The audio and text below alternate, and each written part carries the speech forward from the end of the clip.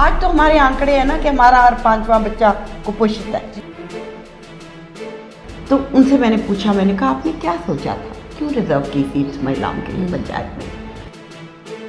पंचायत की महिलाओं ने वो रास्ता नापा है, वो 5 साल डट के काम करेंगे। देश में इतनी विजडम है, बिल्कुल इतनी विजडम है, लोकल विजडम।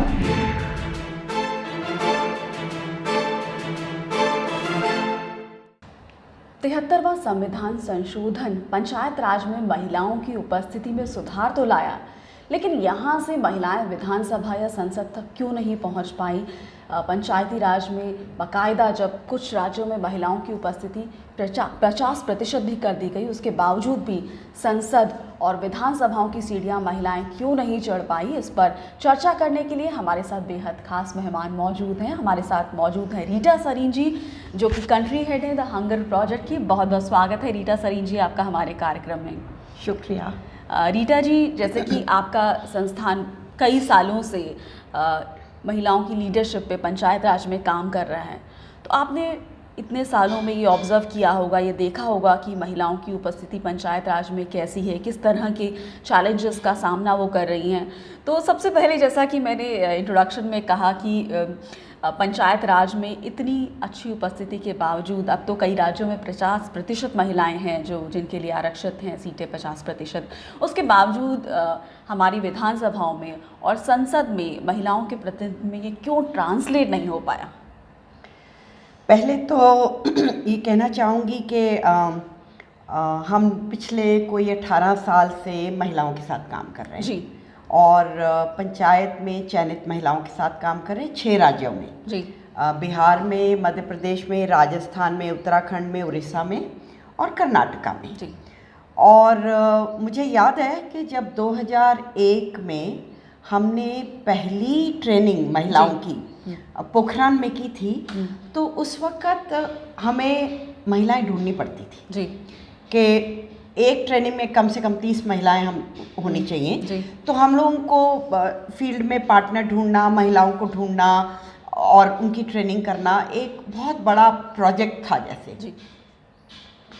आज की डेट में अगर तो मुझसे आप पूछें कि इन 18 सालों में वो 30 महिलाओं को एक कमरे में लाना, एक राज्य के एक ज़िले में जी 2 लाख महिलाओं में ट्रांसलेट हो गया। Okay, which is a huge thing. और ये ट्रेनिंग जो हम लोग करते हैं महिलाओं के साथ, ये 1-to-1 रेजिडेंशियल 3 दिन, 3 कभी 3.5 दिन। लेकिन जब 73वां संशोधन हुआ तो 33% था जी। अब 50 से ज़्यादा राज्यों में 50% है। पर मैं आपको बताऊंगी कि 50% तो रिजर्वेशन है, महिलाएं 60% आती हैं जी। तो 10% महिलाएं जो हैं वो non reserve seat general category में आ रही जी। और महिलाओं का एक नारा है कि हर सीट हमारी है जी। हम रिजर्व सीट की बात नहीं कर रहे, हर सीट हमारी है जी। और ये महिलाएं जो चुन के आती हैं, जो 10% एक्स्ट्रा आती हैं, ये वो नहीं है कि जो बहुत खूबसूरत है या बहुत बड़े परिवारों की बहुएं हैं या बेटियां हैं, जो शायद शुरुआत में हुआ होगा जी। लेकिन आज की डेट में 2019 में जी महिलाएं वो आती हैं जो यंग हैं जी, वो आती हैं जो नीचे तबके की हैं, वो आती हैं जो दलित हैं, ट्राइबल हैं, जो माइनॉरिटीज़ से हैं और वो अपने बलबूते पे आती हैं जी। और जब चुन के आती हैं तो वो पूरी तरह से अपनी पंचायत में जुड़ जाती हैं। जैसे कि मैं अभी बिहार में थी, मैं आपको बता रही थी कि वहाँ पे 200 महिलाओं के साथ बातचीत की। रोहतास जिले की एक महिला ने बताया कि भाई मैं मेरे बच्चियाँ जिस स्कूल में जाती हैं गांव में, वहाँ पे हेडमास्टर, स्कूल लगता है अगर 9 साढ़े 9 बजे तो 11 बजे तक तो कोई आता ही नहीं है जी, आता ही नहीं कोई 11 बजे तक। तो उसने 1 दिन देखा, 2 दिन देखा। ये मैं बता रही हूँ कि महिला जब चुन के आती है तो करती क्या है जी। ये बहुत अहम है कि किस तरह से वो बदलाव ला रही है, क्या पूरे कर क्या सिस्टम रही में। है वो। तो उसने कहा कि मैंने फिर एक दिन मैं आई और मैंने स्कूल को लगा दिया ताला जी। हमने कुंडा लगाया, ताला लगाया, वो खड़ी हो गई। तो जब वो हेडमास्टर आया तो उसने कहा ये क्या आपने बंद क्यों कर दिया? तो उसने कहा आप तो आते ही नहीं। जी। बच्चे तो पढ़ने के लिए तैयार हैं, बच्चे झूलते रहते हैं कुर्सियों में 11 बजे तक, जब जी। तक आप आते नहीं। तो मैं आपकी रिपोर्ट करूँगी, जी। मैं एसडीएम से रिपोर्ट करूँगी कि आप आते नहीं हैं। तो उसने सोचा उसने उससे पूछा तुम होती कौन हो जी। रिपोर्ट करने वाली? हाँ। तो कहती मैं यहाँ की मुख्यमंत्री हूँ इस गांव की, हम्म। ये मेरी, and she use the word, ये मेरी कंस्टिट्यूएंसी है। जी। कंस्टिट्यूएंसी, व्हाट अ वर्ड, या कंस्टिट्यूएंसी। हाँ। एक अनपढ़ महिला जो अपने घर में भी जिसे इज्जत नहीं मिली, जी। जिसे चुनने पंचायत में आने के लिए उसके परिवार ने कहा तुम हार जाओगी बेकार में, ना घर की ना घाट की, मेरी बेइज्जती करोगी, वही महिला चुन के आती है। वो महिला चुन के आती है और वो फिर अपने गांव में जाके स्कूल में हेडमास्टर आया कि नहीं, जी। अगर नहीं आया तो वो रिपोर्ट करती है। उसी महिला ने बताया कि अगर आंगनवाड़ी में चावल और दाल जो बच्चों के लिए आ रहा है, जी। शी सेड के वो तो मतलब पहले तो अगर 50 किलो आया है, अगस्त महीने भर का राशन आया है, उसमें से बच्चों को देने के लिए उनका ये कहना है कि कम से कम आधा तो ये खुदा जाने कहाँ चला जाता है, जी। कौन ले जाता है, मास्टर लोग सब।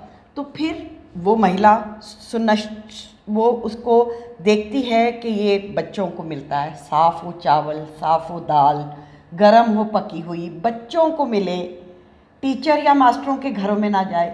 तो मुझे बताओ पूर्णिमा, इतने बड़े देश में, जी। इतना बड़ा देश, दिल्ली के बाद मैं बिहार की बात कर रही हूँ, दिल्ली के बाद पटना, पटना के बाद ज़िला के बाद एक ब्लॉक के बाद एक गांव में एक महिला जिसे कोई पूछता नहीं है, वो इलेक्शन जीत के आई है। वो सुनिश्चित करती है जी। कि बच्चियाँ स्कूल जा रही हैं, हेडमास्टर आए, भोजन जो है वो साफ गरम बच्चों को खाने को मिले, जी। पानी साफ पीने को मिले, जी। डायरिया ना हो, जी। जो महिला गर्भवती है उसको आयरन की पिल मिल रही है कि मिल रही। जी। अगर इस देश में कल को आज से 10 साल बाद 20 साल बाद कोई पूछेगा कि क्या हुआ इंडिया में कि महिलाएं अनीमिक नहीं थी, बच्चियों ने स्कूल जाना शुरू कर दिया, बच्चे कुपोषित नहीं थे। आज तो हमारे आंकड़े हैं ना कि हमारा हर 5वां बच्चा कुपोषित है, एवरी 5th चाइल्ड इज मैलनरिश्ड। अगर आज हमारे ये आंकड़े हैं, 20 साल बाद कोई कहे ये कैसे बदला? जी। कौन गया सीहोर में, जो कि पटना से 7 घंटे का रास्ता है, जहाँ सरकारी अफसर भी नहीं जाते हैं। कौन गया, किसने जाके? तो उस अनपढ़ महिला ने, जिसको घर में भी इज्जत नहीं मिलती थी, उसने बदला, उसने ये देखा। तो ये महिलाएं ये कर रही हैं। लेकिन आपकी बात का जवाब, मेरे को लगता है कि जब ये रिजर्वेशन हुई, ये एक वर्ल्ड में रेवोल्यूशन थी। जी। मैं जहाँ भी ट्रैवल करती हूँ वर्ल्ड में, जी, और इसके बारे में शेयर करती हूँ, तो लोग कहते हैं ओ हिंदुस्तान में एक रेवोल्यूशन है। 1.4 million women are elected to village panchayat. तो कहते हैं अरे तुम्हारे देश में तो एक रेवोल्यूशन हो रही है, तुम तो इतनी लकी हो, तुम उस रेवोल्यूशन का एक हिस्सा हो, और बदलाव आ रहा है, बच्चे स्कूल जा रहे हैं, क्या हो रहा है। पूरे वर्ल्ड की चयनित महिलाओं को, Canada, America, France, south Asia सबको बीच में डाल दो तो भी 1.4 मिलियन महिलाएं नहीं बनेगी। सबको मिला लो फिर भी नहीं बनेगी। तो हिंदुस्तान में पंचायत के लेवल पे तो लोग कहते हैं कि ये रेवोल्यूशन है, तो इस रेवोल्यूशन में तो सब कुछ बदलाव आ गया होगा। तो मेरा ये कहना है कि इन महिलाओं को इतनी ये अपने घर से निकल के दबंग हो गई हैं, और इतनी इनकी जो आग है, इनकी जो आग है ना, वो नाभि में है। जी। जब आप इन महिलाओं को मिलने जाएंगी, जो मेरे साथ होता है हमेशा, कि इनकी नाभि में एक आग जल रही होती है कि मेरे गांव की हर बच्ची स्कूल जाए, हर बच्चे को साफ पानी मिले, स्वास्थ्य केंद्र हो, गर्भवती महिलाओं को कुपोषित ना हो, जानवर को भी चारा मिले। जी। वो कहती हैं बहन जी आप कहती हैं कि हमारे पड़ोस में बच्चा भूखा ना सोए, अरे हम तो जानवर भी भूखा नहीं सोने देते। जी। ये हमारा नाता है अपने गांव में लोगों के साथ। What is democracy, what is participatory democracy?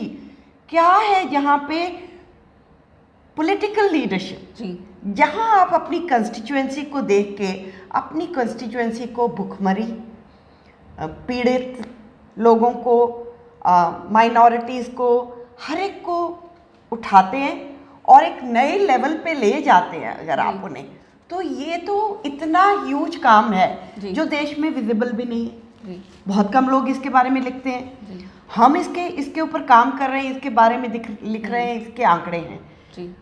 ये रेवोल्यूशन रिजर्वेशन से आया। मुझे याद है 2001 में मैं उन लोगों से मिली जो इस रिजर्वेशन में इन्वॉल्व थे, कुछ लोग। तो उनसे मैंने पूछा, मैंने कहा आपने क्या सोचा था, क्यों रिजर्व की सीट्स महिलाओं के लिए पंचायत में? तो उन्होंने कहा नहीं, तब एक सोच थी कि अगर बड़ी खूबसूरत सोच थी कि अगर गांव की एक महिला के पास 10 रुपए हैं तो वो उसमें अपने बच्चा भी स्कूल भेज देती है, घर में राशन भी ले आती है, खेत में काम भी कर लेती है, बूढ़े सास ससुर की दवाइयाँ भी ले आती है, और जब बरसात आती है और घर में अनाज नहीं होता है तो 2 रुपए निकाल के अनाज के पैसे भी जुगाड़ कर लेती है। अगर उसमें इतनी अकल है कि वो अपना घर चला रही है, इतनी खूबसूरती से चला रही है, तो वो देश की राजनीति में क्यों नहीं है? जी, उसे क्यों नहीं इन्वॉल्व किया गया? तो ये सोच के, और उन कहने लगे एक लहर थी, तो हमने सोचा कि 33% रिजर्वेशन पंचायत के लेवल पे दे देते हैं। वैसे भी महिलाएं तो बेवकूफ़ होती हैं, कुछ करेंगी नहीं, अपने आप नेचुरल डेथ है, पूरी कैंपेन ख़त्म हो जाएगी। पर आज तो तुम देखो महिलाएं चारों तरफ फैली हुई हैं। कहाँ गांव में जाओ, नालियां साफ हैं, महिलाएं खड़ी होकर करा रही हैं। वन पंचायतें काम कर रही हैं, उत्तराखंड में महिलाएं वन पंचायत चला रही हैं, पेड़ नहीं कटने दे रही हैं, महिलाएं सब बच्चों को स्कूल भेज रही हैं, घर घर में जाके बात कर रही हैं।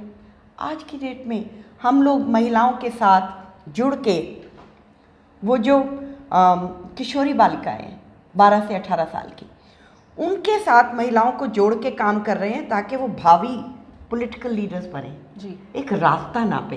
क्योंकि पंचायत की महिलाओं ने वो रास्ता नापा है, वो 5 साल डट के काम कर रही हैं।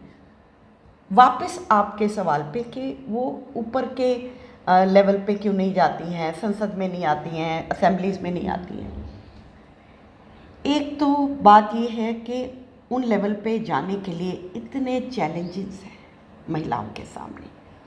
पंचायत में इटसेल्फ हमारे पास इतनी कहानियाँ हैं आपको बताने के लिए, जहाँ महिलाओं को पीटा जाता है अगर वो पंचायत के इलेक्शन में खड़ी होती है, उसे थ्रेट किया जाता है, मर्डर तक होते हैं। तो वो सब झेलती हैं। अब उन्हें अगले लेवल पे जाने के लिए सपोर्ट स्ट्रक्चर कहाँ है? यहाँ तो सरकार ट्रेनिंग भी नहीं करती पंचायत में जब वो आती हैं चुन के। तो आपको कहीं ना कहीं लगता है कि पॉलिसी, गवर्नेंस, इन सब को लेके उनको ट्रेनिंग दी जानी चाहिए? अरे भाई, क्या एफर्ट्स होने चाहिए? इसको देश में देखा जाना चाहिए कि ये सच में एक रेवोल्यूशन है।